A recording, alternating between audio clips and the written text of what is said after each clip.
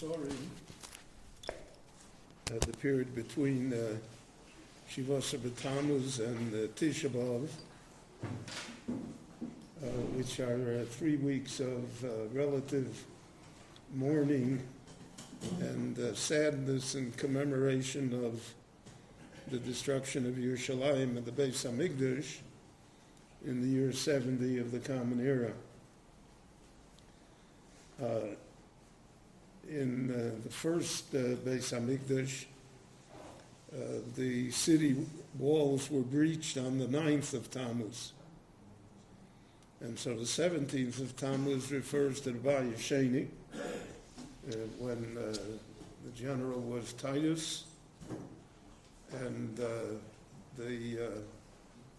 17th of Tammuz was the day in which the outer walls were breached, and it took 3 weeks of fighting between the time that the wall was breached until the Romans reached the temple. They reached the temple on the 9th of Av. The Gemara says, quoting Rabbi Yochanan, that he would have made the fast day on the 10th of Av, because most of the temple was burned on the 10th. But he said that would have required too much from the people, that they would have a 2-day fast. And the 9th of Av was already established in the minds of the Jewish people. The Gemara teaches us that a lot of sad events occurred on the 9th of Av, and also on Shivasa B'Tammuz, and that those were days that were marked in Jewish history, in the Jewish memory, as days of sadness. So because of that, after the Bayis Rishon, when the Jews returned, so then we read in the Novi Chagai that they asked him, Evke B'Tzom HaChamishi, should we continue to commemorate Tisha B'Av?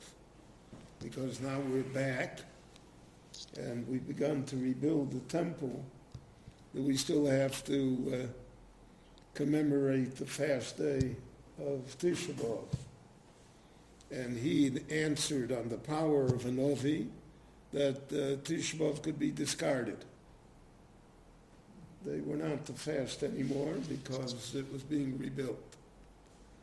But it remained in the Jewish memory, even though it was not observed during the entire time of the Bayis Sheni, which was 420 years. When the second temple was destroyed, so then the question arose how to commemorate the event. So they reverted to a certain extent what happened after Bayis Rishon, even though that was almost 500 years before. And so then there arose different customs. And then the customs, because in Jewish life, behavior has to be ritualized, has to have a foundation in halacha. Just to make a custom or a commemoration, it won't last. It loses its flavor. And that's part of the problem that exists with all secular holidays, is that because it does not have any spiritual basis, so it wanes after a period of time. It no longer is a day of really national importance. And it's part of the problem, for instance, that Yom HaAtzmaut faces here in Israel, because it never really was defined, even though the Rabbanut attempted to do so, but it never really was defined halachically. So here, how did they define Tisha B'Av? So the Gemara in Moed Katan discusses it. Moed Katan, which begins with the halachas of Chol HaMoed, and that's why it's called Moed Katan. But most of the Masechta deals with the laws of Avelis, of mourning. And there are volumes that were written after the Talmud was completed that are called Masechtas Ktanos, small Masechtas. So we have a Masechta that discusses only Tefillin. There's a Masechta that discusses only Tzitzis. There are many small Masechtas, Mezuzah. So there's a Masechta called Smachot, which naturally means just the opposite. But they did not want to call it the Masechta of Avilut. We have that in Jewish life, many, many examples of that we don't want to say anything negative or sad. We say the opposite, but we hope that people will understand what we mean. And that's a nuance. And many times people don't understand what you mean, especially scholars. And they come to very erroneous conclusions. A great example of that always impresses me is that there was a professor here at Hebrew University that wrote a long thesis about how the Hasidic world in Europe in the 1920s was no longer observant at all. And he based it on a statement that the Ger Rebbe said in 1923. The Ger Rebbe said, I have thousands of Hasidim that eat on Yom Kippur. Now the Rebbe meant that he had children, that the Ger, the parents brought their kids, and the kids naturally didn't fast on Yom Kippur, and he wanted to show how strong Ger was, as it was, and as it is, that it had thousands of children. But the professor took it literally. And he said, you see that even the Ger Chassidim didn't observe Yom Kippur. And he wrote a whole thesis about it. And that's scholarship. But if you don't understand the nuances in Jewish life, then you miss a lot of things. And you don't really see the picture clearly. So someone who is not aware, so he will say that Masechet Smachos is about weddings. But it's not. It's about Avelis. The Lord should save us from that. And there is a discussion also about how to commemorate Tisha B'Av. Because what Chazal did is they took the customs, because Avelis is only, it's a machlokes whether there's any Avelis min HaTorah at all. And according to many Rishonim, it's only the first day. And after that, it's all midrabanan. And there are those that say that even the first day is only midrabanan. Based on a pasuk in the Novi Yecheskel, Kamar Yom Rishon. But in any event, they took these customs and they institutionalized it in halacha. So we have halachas, God forbid, of Shiva and of Kriya and of Shloshim and then of Yud Bet Chodesh for parents, and they institutionalized it. And by institutionalizing it and making it halacha, they were able to perpetuate it.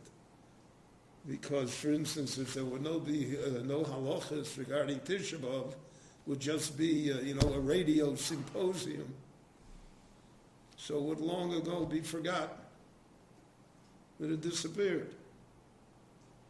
But because of the fact that it has this halachic structure, you don't wear shoes, you fast the whole 24 hours, you don't greet people, etc., etc., so then it's able to last to 2,000 years. And it has resonance in every generation and for all different types of people. That's the greatness of halacha, is because of the fact that by institutionalizing things, it preserves it. Whereas if you leave it, what would they do today? They'd make a cantata about it. Or again, we'd have a debate or a discussion or all of these things, right? But that's, it's all gone. Doesn't mean anything. And because of that, therefore, all sorts of interesting things exist. So I heard today on the radio, I was listening for my one dose of news of the day, which is sufficient to last a person. So one of the things that was said on the radio was that during the 3 weeks, all the airlines from Israel notice a marked decline in traffic. Whereas after Tisha B'Av, the bikush is enormous. And so now the person on the radio said that if you want to travel, now is a bargain, now you can travel. Because they don't have customers, so they have specials. You go to New York for $680, whatever, all sorts of things. Because they're flying half empty. So someone else was with this person on the radio and said, this proves that the Jewish people, in spite of everything, they're really traditional. Hatzibur Masorati. They don't travel into 3 weeks. So, again, now nowhere does it say that you don't travel into 3 weeks.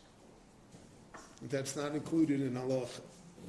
But you should know when Jews have a halacha, they expand it. That's the asus yog la Torah. You make a fence around it. So it's not enough what the halacha says, we're going to make a fence around it too. And therefore, the Gemara says, for instance, that the month of Av is not to be viewed as a fortunate month. It's not a month to start up with people. It's a state of mind. And the state of mind is engendered by the fact that we have the halachas of Tisha B'Av. So the Ramban in Moed Katan, in his parish of Moed Katan, so before he discusses Tisha B'Av, he has a headline. It's very unusual to find that in the Ramban. He calls it Avelis Yeshona Shehi Avelis Tisha B'Av. The old Avelis, which is the Avelis of Tisha B'Av. And by that he means that everything that unfortunately has happened to us, all of the tragedies and all of the negative things, both personal and national, are all rolled into Tisha B'Av. Tisha B'Av represents all of that, represents all of our difficulties. And therefore on Tisha B'Av we have the dinim of Shiva practically. We don't have shoes, we sit on the floor, we don't greet each other. So the 3 weeks before, so to speak, become the time of Shloshim. 30 days of mourning, so we don't have music, we don't perform weddings, we minimize things. And as the airlines see, we minimize travel as well. And that therefore this is a progression. And then you had the question of the 9 days. So, but as Sephardim which is the din of the Gemara, Shvuah Shechal Bo Tisha B'Av, the week of Tisha B'Av itself. And then there's a question when Tisha B'Av falls on Sunday. So this year it's a nidche, but sometimes it falls on Sunday, really. So then you don't have anything. But the Ashkenazim have it we have it from Rosh Chodesh Av, from this Friday onwards. And so that's a more intensive type of mourning. So all of that is taken into account in order to preserve for us the memory of the tragedy, but the memory of the tragedy allows us to have the memory of the rebuilding. Just as the tragedy happened as it was foretold, so will the rebuilding happen as it was foretold. And that is one of the strong messages. And therefore on Tisha B'Av we don't say Tachnun, Kora Alai Moed. It will be called also as a Moed, as a day of Smachot, real Smachot. We should be zochet to it. Rabbi Hananya ben Akash Omer Rotzak Avivorko L'Zalkas Yisrael Shvichach Hirvel Hem Torah Mitzvah Shenemar Anoichat Heitzim Antu Torah Bil Torah Yah.